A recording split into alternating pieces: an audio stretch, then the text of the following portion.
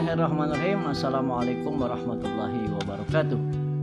Mitra Muslim, kembali jumpa lewat Kuldi, khusus spesialis Hikayat Maqdisiyah yang menceritakan tentang kisah-kisah sekitar Palestina atau Baitul Maqdis.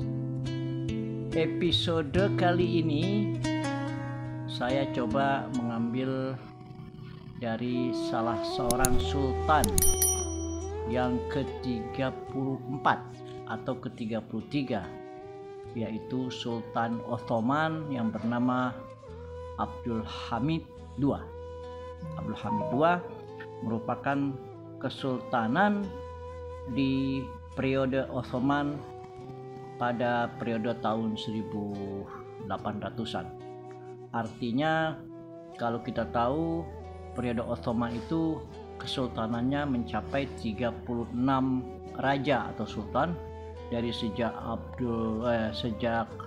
pertama kali Ottoman, kemudian Orhan, kemudian Murad I, dan kemudian Fatih Mehmed II, kemudian sampai dengan Salim I sebagai penakluk Baitul Maqdis dan juga penguasa 3 masjid sekaligus, yaitu ayah daripada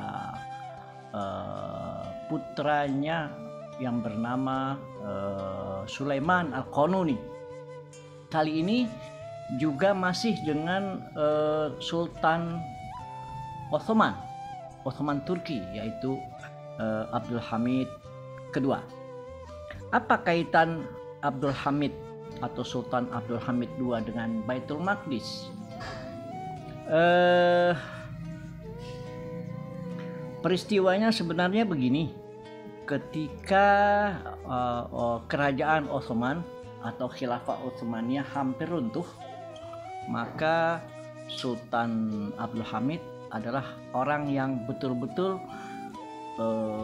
bercita-cita untuk menjaga keutuhan kesucian Baitul Maqdis. Hal itu terjadi pada tahun 1892, antara 1892 sampai dengan 1896, di mana saat itu bergejolak, tentunya setelah Perang Dunia setelah Perang Dunia Kedua, di mana bergejolak dunia Eropa yang dihuni oleh Zionis saat itu, yaitu Yahudi yang berpencar dari Andalusia Spanyol, bertebaran di seluruh kawasan Eropa.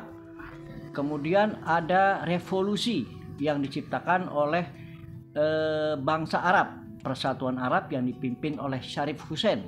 Syarif Hussein orang Palestina sebetulnya, tapi dia ingin meruntuhkan Ottoman karena Ottoman itu bukan orang Arab, sehingga kekhilafaan itu harus jatuh ke tangan orang Arab yang dipimpin oleh Syarif Hussein. Dan kita pernah berbicara kalau tidak salah pada episode yang lalu tentang Syarif Hussein, di mana beliau merupakan keturunan daripada baginda Rasulullah SAW, keturunan dari Sayyidina Ali. Abdul Hamid kedua ini, dia betul-betul berprinsip bahwa dia akan menjaga warisan daripada nenek moyangnya, yaitu untuk menjaga Baitul Maqdis. Nah, pada masanya di tahun 1892 lahirlah seorang pemuda, atau muncullah seorang pemuda yang aslinya adalah dari Hongaria atau Al-Majar bahasa Arabnya. Dia keturunan dari Al-Majar, tetapi dia merupakan orang Zionis, pemuda Zionis yang mencoba mengumpulkan seluruh bangsa Yahudi di seluruh antero Eropa untuk bersatu dan menciptakan suatu negara. Dan negaranya itu adalah dua, salah satunya di Palestina atau di Argentina. Sehingga pada masa kekhilafaan Abdul Hamid, dia mencoba mengajukan permintaan kepada Sultan Abdul Hamid, karena kebetulan Sultan Abdul Hamid atau Ottoman secara utuh, secara umum mempunyai hutang negara terhadap negara-negara Eropa karena atau akibat dari peperangan dunia yang kedua. Theodorus Herzl namanya, Theodorus Herzl. dia bertemu dengan Sultan Abdul Hamid dan mengajukan permohonan bahwa kami dari bangsa Zionis Yahudi siap untuk membantu hutang-hutang Ottoman atau menutupi hutang-hutang pemerintah yang dikuasai saat itu oleh Ottoman atas kepemimpinan Sultan Abdul Hamid. Dia minta agar bisa memberikan sebidang tanah, tidak terlalu luas tapi ya cukuplah untuk bangsa Yahudi yang sedang bertebaran di seluruh Eropa dan seluruh dunia mungkin untuk bisa kembali dan mempunyai dan memiliki sebuah negara di kawasan Palestina saat itu. Apa yang dikatakan Sultan Abdul Hamid? Dia marah sekali. Dia marah sekali dan mengatakan, saya tidak akan menjual sejengkal pun tanah Palestina. Karena tanah Palestina bukan milik saya sebagai pimpinan atau Kesultanan Turki atau Utsmani pada saat itu. Tapi Palestina adalah milik rakyat dan milik umat Islam. Akhirnya gagallah negosiasi daripada Herzl atau Theodor Herzl itu, dan tentunya dia tidak tinggal diam.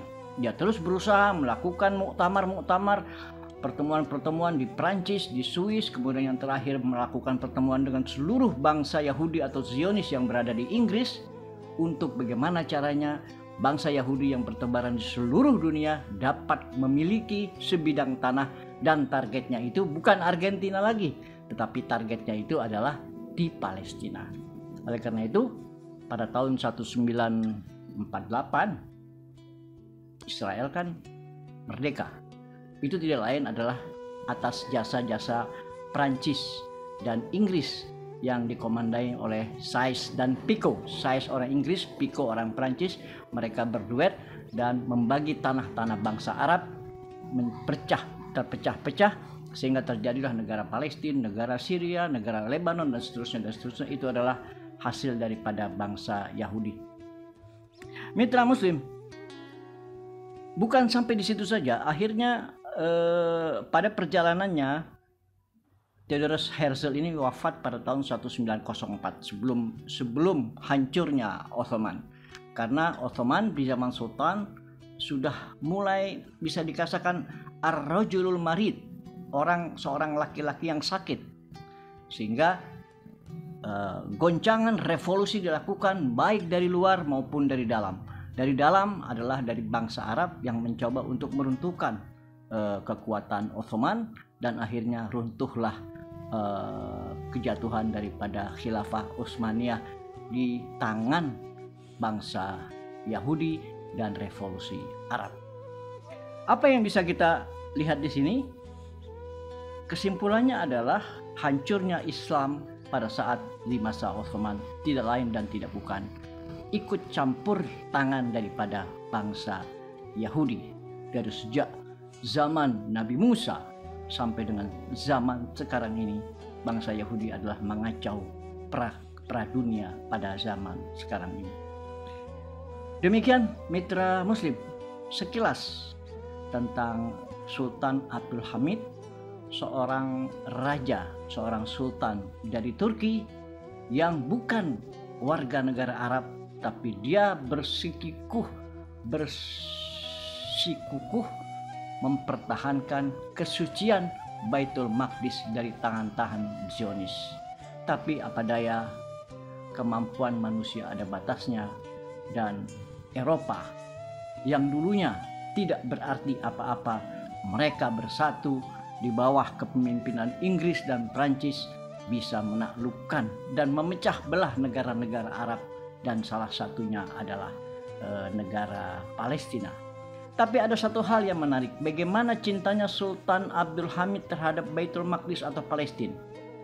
Pada tahun sekitar 1903 atau periode-periode 1900-an di awal, dia menciptakan jalan kereta api antara Istanbul dan Syria, di mana perjalanan itu bisa melewati negara Palestina atau Tel Aviv atau salah satu kota di Palestina.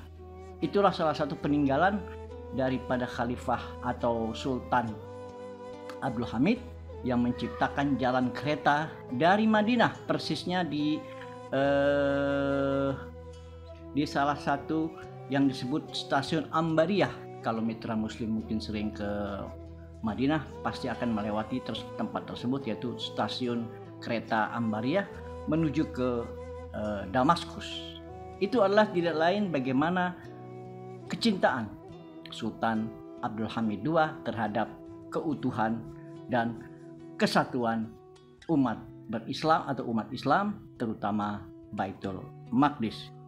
Dan akhirnya Abdul Hamid diasingkan oleh beberapa kabinetnya sehingga runtuhlah kekuasaan Ottoman di periode akhir daripada Sultan Abdul Hamid. Demikian mitra muslim, sedikit sekelumit tentang Abdul Hamid yang begitu cinta kebudayaan daripada Baitul Maqdis. Lebih kurangnya mohon maaf. Wallahul muwaffiq ila aqwamit thoriq. Wassalamualaikum warahmatullahi wabarakatuh.